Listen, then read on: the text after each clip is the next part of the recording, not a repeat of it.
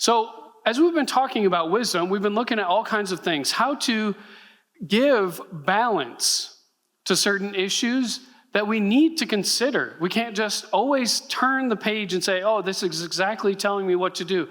Wisdom takes time to learn and implement.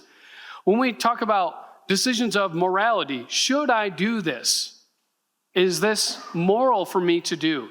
Versus other times, this is maybe not a moral thing. It's a question. How do I make those decisions to be wise? And you guys have already experienced it. Hopefully you're continuing to experience it as you study God's word, as you try to live it out, as you prayerfully consider things. That wisdom has widespread application. This wisdom here is not just for like climbing the corporate ladder so that I can get ahead of the next person or so that I can step up to the next opportunity. That might be the case, but who is our primary audience? It is God that we live wise for, so that we are pleasing in his sight, so that we can hear, well done, good and faithful servant. I'm desperate for it. I imagine you guys have experienced times in your life when you're desperate for it. And I'll be honest, it's something I pray about at least 3 or 4 times a week and have been doing that for the last 20 years. Asking God, help me to be wise. I don't know. I need this. I need understanding. I need to implement things that are not going to harm my family in the long term, but I have certain limitations. I have certain limitations on me because what do I not know? I don't know the future, right? I don't have certain guarantees. I don't have certain up and to the right mentalities that if I do X, I'll get Y. I don't have equations to balance my life, but I do have things I'm not ignorant of, things I know. I know morality. I know what a life of faith looks like. God has given me divine revelation. Praise be to him, because otherwise I'd be poking around in the dark trying to figure things out. I see that God is at work here, and it's not just thousands of years ago. He is still at work today, and he has given plenty of promises that I can stake my life on. He's given me plenty of statements about things that are right and wrong. But I am ignorant when it comes to right and left decisions.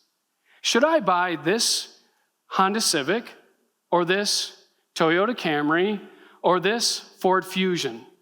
Well, if they're all used cars, you're rolling the dice, aren't you? I mean, you don't know what the last person did. Statistics can bear out some helpful things, but you're playing the probability game. Is it going to be good? Do I have good reason to think it's good? So on and so forth. I had to do that a few weeks ago. My car all of a sudden, croaked, and I had to, oh gosh, I got to jump on it. I don't have tons of time to search and search and search. I need a car. Am I going to pick Rocky Road ice cream, or does the Lord have for me mint chocolate chip? If you were to ask my son, he only knows one color and flavor of ice cream, and it's the green one. It's the mint chocolate chip. He doesn't explore the wonders of other things. Should I live in one apartment versus another? Am I going to get a booming voice from the sky to say one or the other? I'm not going to probably be able to wait for that. Should I really be worried and expect that God is going to be like, obviously that apartment complex, not that one? Sometimes I'm going to have to just move forward. I'm going to have to do things that I don't have divine revelation. It's not like after Revelation 22, all of a sudden Revelation 23 comes and says, oh, it's the Honda. Okay? I don't have that. I don't have those guarantees. I can learn to be wise. I'm also ignorant of the future. I don't know if cancer is coming. I'm planning on maybe working until 65, 70 and then retiring, but I might not even get there. If I wait and think that, as soon as I retire, that's when real life and the golden age will happen, you might not come. Yeah, Kurt's over there. He's retired. He's shaking his head. No. Granted, well, you retired from one thing to take on something else. Yeah. There's anxiety that comes with some of these decisions. And sometimes just not making the decision and postponing the decision creates more anxiety, and you get into this vicious cycle. Sometimes it'd be nice if we could create workarounds, right? That a workaround that I could, if I knew this fact, if I had this information, then I would solve certain things and it would be a guarantee. Like this one, which is pretty popular now. Science will eventually give us all the answers. Okay? Now, that is what's labeled as hard scientism. It's a belief system that what we should believe, what we should stake our lives on, are only the things that can be verified by the hard sciences. That itself is a philosophical statement that can't be verified in the hard sciences. Okay? I'm not opposed to science. I went to college and got a degree in math and physics. Okay? But I don't know that in the future, science will give me the answer to everything. And I don't know 500 years from now. I am only limited to here and now. That might be possible that I get more answers, but that's beyond my lifetime. I can't do something about that. This is a workaround. Well, I'll just trust in this thing over here, and it will be utterly reliable. Maybe it's not. Maybe it's an anchor. You think it's an anchor, but it's actually not. A firm anchor, a firm foundation to stand on. So let's open up to Ecclesiastes 11. These are limitations. How do we live in light of these limitations? Ecclesiastes 11, verses 1 and 2. Cast your bread on the surface of the waters, for you will find it after many days. Divide your portion to 7 or even to 8, for you do not know what misfortune may occur on the earth. So when I read this, in the context of what's preceded, this is about a business venture. Cast your bread on the waters. What does that sound like? I'm going to toss something out there. I don't know what's going to happen. Maybe it'll come back. You don't know what misfortune might come, but there might be other rewards that come as well. If you do a shipping venture in these days and you try to do business on the open waters, does that come with great risk? Yes. Does it still? Yes. So here is still risk, but there is some reward to go with it. To say, I'm going to try this. I'm going to put it forward. I have no guarantee. I have high probability that I'll get something back. The ship may come back from various other ports with goods that I've done business with. There's potential risk and rewards. You may find success. You may get a return. You may not. And these are precautions, like, am I just going to cast rock on the surface of the water? That's probably not a good idea. That's not going to work. There's precautions. There's things to think about in your business venture. Try to hedge your bets, but after a while, you're going to have to move forward, even though you cannot calculate everything. And I think this passage is helpful. If you guys want to turn over to Proverbs 14:4, but hold your place there in Ecclesiastes, because we'll come back to it in just a minute. Proverbs 14:4. This might be a familiar passage. It says, where there are no oxen, the feeding trough is clean. True. But an abundant harvest is produced by strong oxen. So this is a familiar proverb to a farming agricultural setup that this context finds itself in Proverbs. But it's still true today. If you don't want animals around, then you won't have to clean up after them. But what are you not going to get? You're not going to get the benefit of having them. You got to take one with the other. It's not like you can buy an oxen that doesn't poop. They don't make those, as far as I know. So just putting that out there. But what is it? I have to deal with some of these other things. I can't sit there calculating everything to optimize. I have to deal with some of these other things that come in and move forward. Let's look at the next few verses. Verses 3 and 4.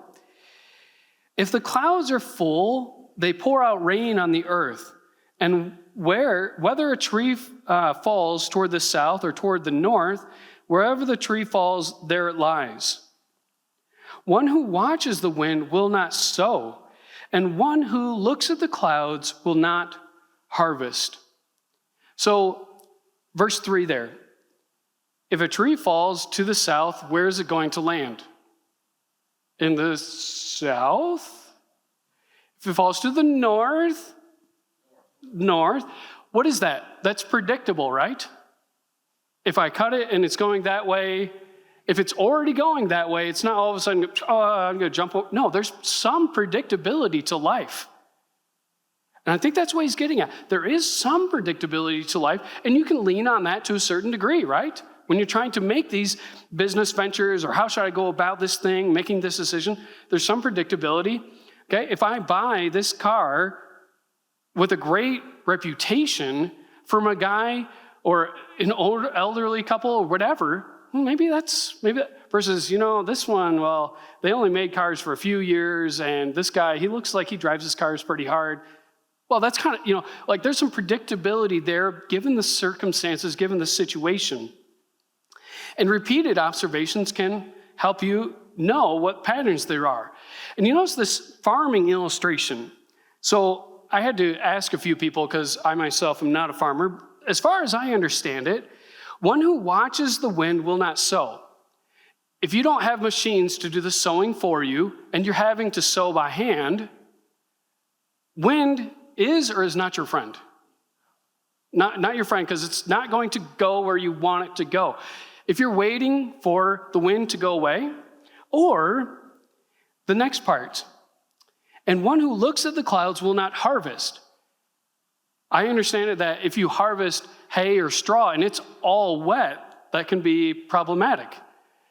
If you wait for no wind, no rain, you can do the best you can, but you got to harvest, you got to sow sometime. You cannot wait until perfect circumstances come. Because if you do, you're just never going to act. You're never going to move forward. You have to make wise decisions, and you have to own them. You just have to own them. Sometimes I think the worry and concern about God tell me left or right is maybe us trying to put God on the hook for something he shouldn't be on the hook for. Well, God, you told me this, so that means this should have worked out perfectly, right? He didn't give you divine revelation for that. He can give you leading. He can close doors. He can open doors. He might open 3 doors and say, pick one. Go for it. They're okay. If it's not a moral issue, sometimes those left and right things, the car thing, the apartment thing, they're not. And so you got to move forward with it, depending on God to lead and guide, and be open to say, I'd never considered that. Oh, maybe this is God directing me.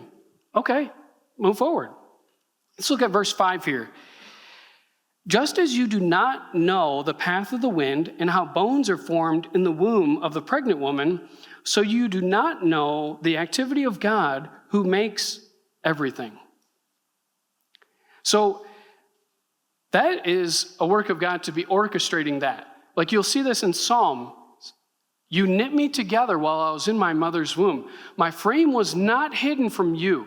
You know, God, what's happening in the womb. I don't. I mean, you can get cameras and stuff nowadays, but how that forms, how that goes about, God orchestrating things. I don't get to always know exactly how he's orchestrating things. Sometimes I do when they're in the rear view mirror and things have already happened. And then I'd be like, oh, now I see. But what do I know?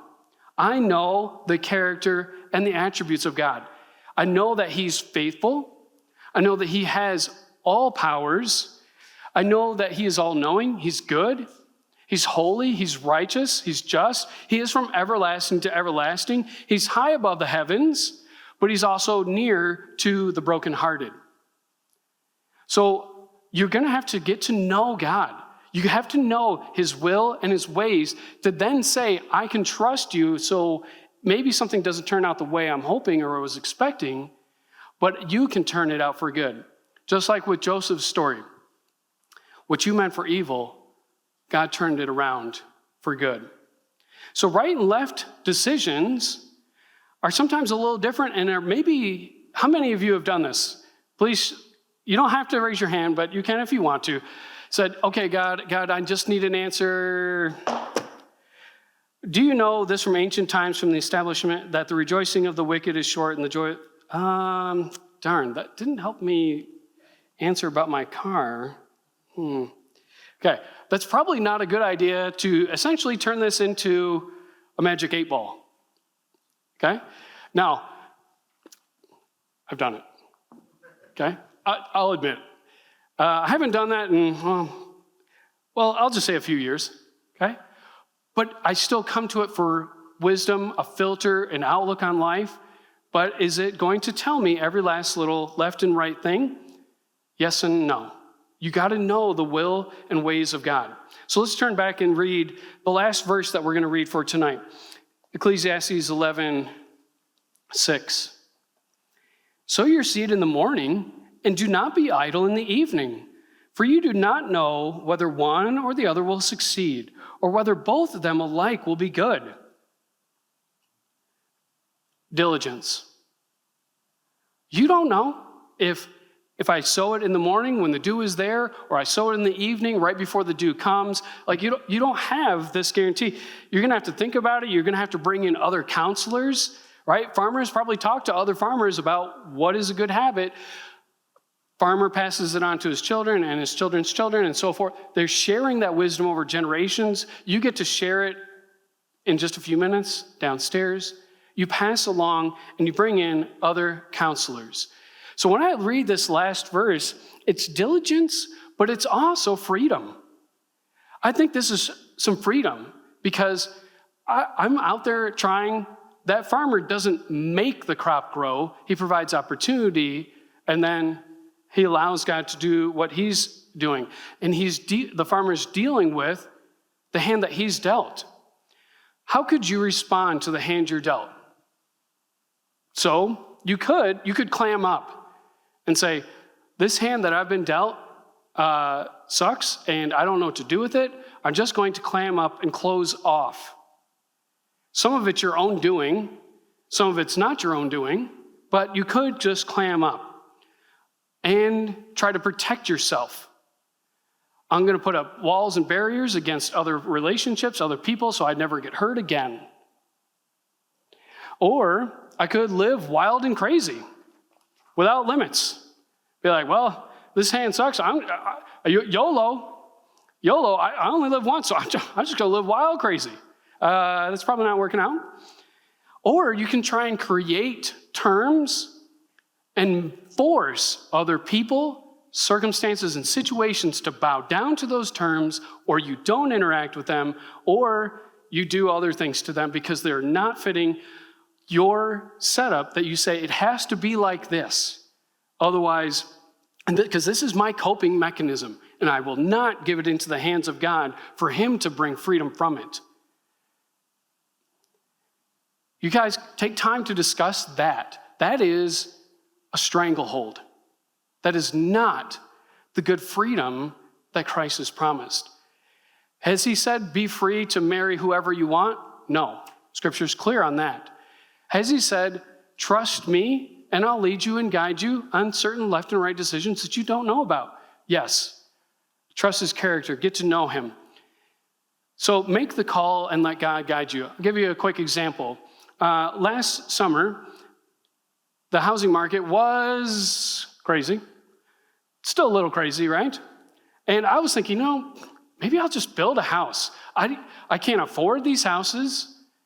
I don't want to jump into craziness of paying $50,000 more than it's worth, than it will be worth in a year, whatever. I'm not interested in that. Do I have a clear answer here, yes or no? Well, not exactly. I do have a clear answer about how should I think of money. Is money a servant or a master? Money's a servant. It's a terrible master. So there's something I need to think about. If I build a house, how much? Can I do this? If I physically build the house, what cost will that be to my family? What will that look like? We're looking at all these terms. I want interest rates to be low, and I want lumber prices to also be coming down too. And it'd be great to get it right at that. What am I doing here? I'm trying to manufacture the perfect circumstances. You don't get that. I could possibly get a few circumstances to line up for me, but I can't always. There are things that are outside my control. I can't control lumber prices or interest rates. I can get annoyed when they go up, okay? But we've learned in our marriage to take time and slow down. Because what does it do? What does waiting do for me? It helps me to hear from God instead of my own whims or my own fixations. It helps me to be reminded, what are my priorities in life and what am I not willing to sacrifice time for, and so on and so forth. What is the side benefits and side costs? So we waited, and then Deanna got pregnant. Interesting. Is it like, they kind of was like, well, I guess we're maybe not. It was also fall, and well, we're definitely not building now because I can't get weather tight before when. All these things. Waiting helped me to see, okay, God is directing these timings. We have to make a decision, and I can't wait to get wrapped up in perfect timing. I can learn to trust God from freedom, from what I would call analysis paralysis. So in your discussion time in a few minutes, how can these verses be freeing? How can God be trusted with these coping mechanisms?